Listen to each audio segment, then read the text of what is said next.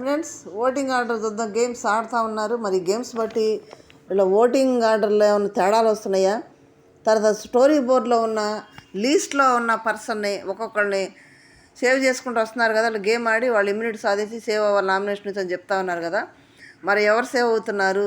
మరి స్టోరీ బోర్డులో జీరో లేకపోతే తక్కువ ఓటింగ్ పాయింట్స్ ఉన్న వాళ్ళని ఎలిమినేట్ చేస్తారా అనేది ఈ వీడియోలో మనం మాట్లాడదాం. అసలు వీడియోలో ఇంకొకటి అప్డేట్ ఏంటంటే, నాకు అర్థమైంది ఏంటంటే, మిడ్ వీక్ ఎలిమినేట్ అయితే ఉంటుందంట. మిడ్ వీక్ ఎలిమినేట్లో ప్రభంజనమైన మన సుమన్ శెట్టి గారిని బయటికి పంపిస్తారు అని టాక్ ఉంది. చూస్తుంటే కూడా అనాలిసిస్లో కూడా అలాగే ఉంది. స్టోరీ అంటే లాస్ట్లో ఉన్నాడు కాబట్టి ఆ లీస్ట్లో ఉన్న పర్సన్ని ఫస్ట్ మిడ్ వీక్లో పంపించేస్తారంట. పంపించేసి అతన్ని మిడ్ వీక్ అంటే ఫ్రైడే నైట్ పంపించేసి సండే స్టేజ్ మీద రప్పిస్తారంట. సండే కానీ సాటర్డే కానీ. అది నాకు క్లియర్గా అర్థమవుతుంది. 99% అలాగే జరుగుతుంది. సుమన్ శెట్టి గారిని పంపించేస్తారు. నెక్స్ట్ సండే ఒకళ్ళు ఎలిమినేట్ చేస్తారు. డబల్ ఎలిమినేషన్ అయితే ఉండబోతుంది. ఎందుకంటే ఈ లాస్ట్ వీక్ 14వ వారం కాబట్టి ఇద్దరు వెళ్ళిపోతారు. అప్పుడు నెక్స్ట్ వీక్ వచ్చినప్పుడు టాప్ 5 ఉంటారు. ఇప్పుడు 7గురిలో మరి ఇంకో పర్సన్ ఎవరు వెళ్తారు? ఒక సుమన్ శెట్టి గారు ఒకళ్ళు వెళ్తే మిడ్ వీక్లో ఇంకా సెకండ్ పర్సన్ ఎవరు అనేది మనం వీడియోలో మాట్లాడుకుందాం. ఎవరికి ఎంత ఓటింగ్ అనేది పడుతుంది అనేది షేర్ అవుతుందా లేదా, ఎవరికి షేర్ అవుతుంది, ఎవరెవరు బయటికి మంచిగా చేస్తా ఉన్నారనేది కూడా ఈ వీడియోలో మాట్లాడదాం. ఫస్ట్ టైం మన ఛానల్ చూస్తున్నవారు సబ్స్క్రైబ్ చేయండి, లైక్ చేయండి, షేర్ చేయండి ఫ్రెండ్స్. ఫస్ట్ అయితే తనుజానే ఉంది. తనుజాని బ్యాట్ చేయాలని సంజన చాలా చూస్తూ ఉంది. నన్ను టార్గెట్ చేసి అంటానే ఉంది. నిన్న గేమ్ అర్థం చేసుకోకుండా తనకే మేలు చేయాలని చూసిన తనుజానే టార్గెట్ అన్నది.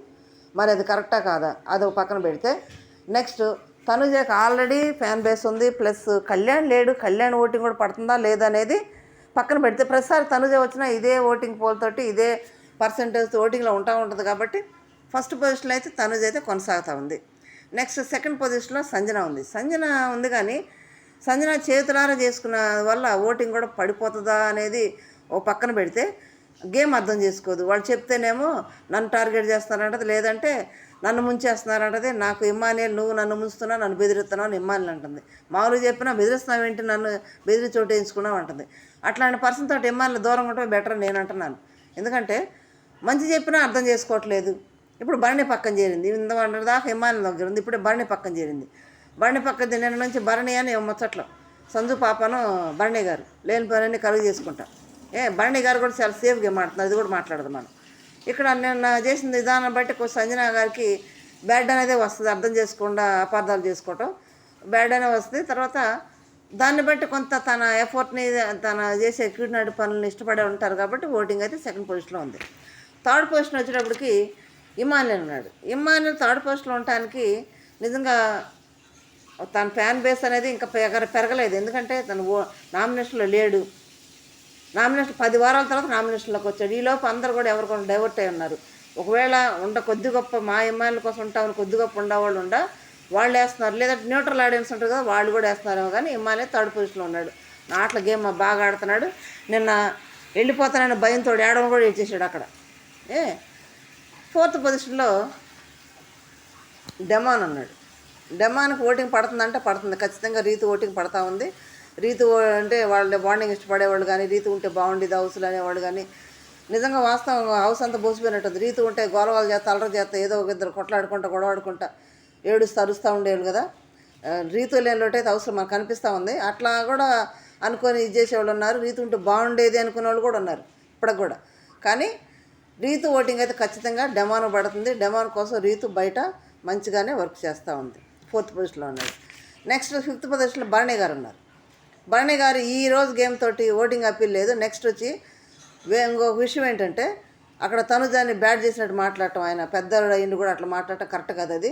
ఒకవేళ నాన్న అంటుంది తనకు చెప్పొచ్చు వెళ్ళి, మరి కళ్యాణ్ సార్ కళ్యాణ్ చెప్పొచ్చు కదా ఓపెన్గా పెద్దరకంగా పోయి. వాళ్ళకి చెప్పరో బయట బ్యాక్ బిచ్చింగ్ అయితే చేస్తూ ఉంటాడు. చెప్పాలి ఓపెన్గా వెళ్ళి, దగ్గరకు వచ్చి అన్ని విషయాలు మాట్లాడుతుంది కదా, చెప్పాలి కదా వెళ్ళి. చెప్పకుండా గేమ్లో తనకు బాల్స్ ఎక్కువ వచ్చినాయి, తను గెలిచిందని ఆయన పెద్దరకానికి అట్లా మాట్లాడటం కరెక్ట్ కాదు నాకు అనిపిస్తుంది. మీకేమనిపిస్తుందో చిన్న కామెంట్ చేయండి. భరణి గారికి మరి భరణి గారికి ఓటింగ్ వేయట్లేదా, దివ్య ఓటింగ్ అంతా భరణి గారికి పట్టలేదంటే పడదు కూడా. ఎందుకంటే పడకపోవచ్చు అని నేను అనుకుంటున్నాను. ఎందుకంటే బయటకు వెళ్ళి వీడియోలు చూసుకుని ఉంటుంది పాపం దివ్య. చూసుకుని ఉందంటే మరి ఈ నామినేట్ చేసి ఇవన్నీ కూడా తను బాధాకరంగా ఉంటుంది కదా అదంతా కూడా. మరి ఖచ్చితంగా దివ్య ఓటింగ్ అయితే భరణి గారు పట్టలేదు. భరణి గారి ఓటింగ్ అంతంత మాత్రం ఉంది. మరి భరణి గారికి మరి వచ్చిన తర్వాత దెబ్బ తగిలిందన్నారు. మరి ఆ దెబ్బ మరి ఏమైపోయిందో, మరి ఆటలు బాగా ఆడుతున్నాడు, మరి ఆ దెబ్బ సంగతి ఏందో, ఈ ఆటలు ఏందో, మళ్ళీ రావటం ఏందో, ఆయన శ్రీజాని పంపించి ఆయన ఉండటం ఏందో, ఏదో మిరాకిల్ లాగా ఉంది. నాకేది ఏం అర్థం కాలేదు. ఫిఫ్త్ పొజిషన్లో ఉన్నాడు. 6th పొజిషన్ వచ్చినప్పుడు సుమన్ శెట్టి గారు ఉన్నారు. సుమన్ శెట్టి గారు పాపం తను ఆడేంతవరకు ఆడుతున్నాడు, కానీ పెద్ద ఎంటర్టైన్మెంట్ కానీ కలవటం కానీ మాట్లాడటం కానీ ఏముండదు. ఏదైనా మాట్లాడాలంటే మాట్లాడతాడు, లేదంటే ఎవరు మాట్లాడితే అది తీసుకెళ్ళి మాట్లాడతాడు. అంతవరకు బాగానే ఏది మాట్లాడితే అది మాట్లాడతాడు. తనకంటూ ఓన్ డెసిషన్ లేదు, ఓన్ ఆలోచన లేదు, ఓన్ ఒపీనియన్ అనేది భరణిగా సుమన్ శెట్టి గారికి లేనే లేదు. అంతకుముందు నామినేషన్ చేసేటప్పుడు కూడా ఒక నామినేషన్ పాయింట్ నామినేట్ చేస్తాను తీసుకుంటాడు, లేదంటే ఎవరైనా నామినేట్ చేస్తే వాళ్ళు తిరిగి నామినేట్ చేస్తాడు.